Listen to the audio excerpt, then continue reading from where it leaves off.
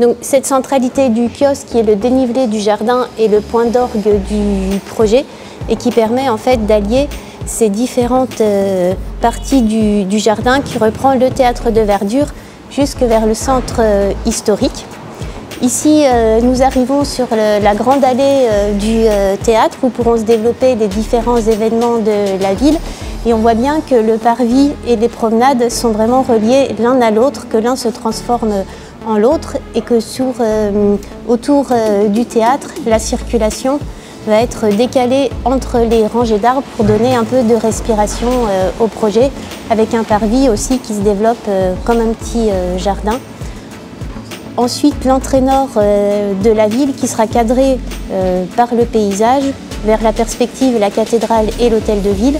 Puis la place Jean Jaurès qui connaît une intervention mineure puisque nous conservons donc l'enrobé existant. Les places sont optimisées pour avoir une offre de stationnement majorée et puis des cheminements piétons qui vont contourer la place avec des espaces verts au pied des arbres pour essayer de réduire l'îlot de chaleur qui est assez conséquent sur la place Jean Jaurès.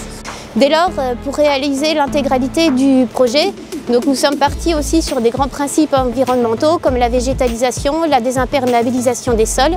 Nous travaillons toujours selon notre charte cœur de ville pour les matériaux et le mobilier urbain, charte que nous avons instituée depuis la construction des quais.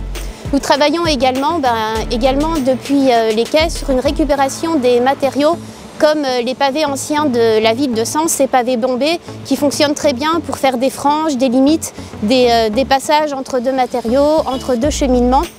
Ça nous permet de réintroduire les matériaux historiques de la ville et en même temps de faire un recyclage de ce qui existe déjà. Donc là, on a commencé les travaux par ce qu'on appelle une préparation de chantier où on modifie la circulation. Vous voyez que la circulation se fait sur l'extérieur des promenades.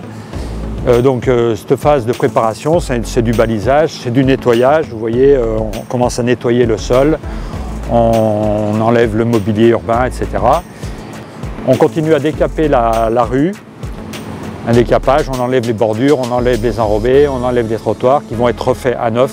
La deuxième phase qui sera plutôt en début d'année prochaine concernera la partie centrale où il y aura tous les décapages, la pose des bordures, la pose des gradins.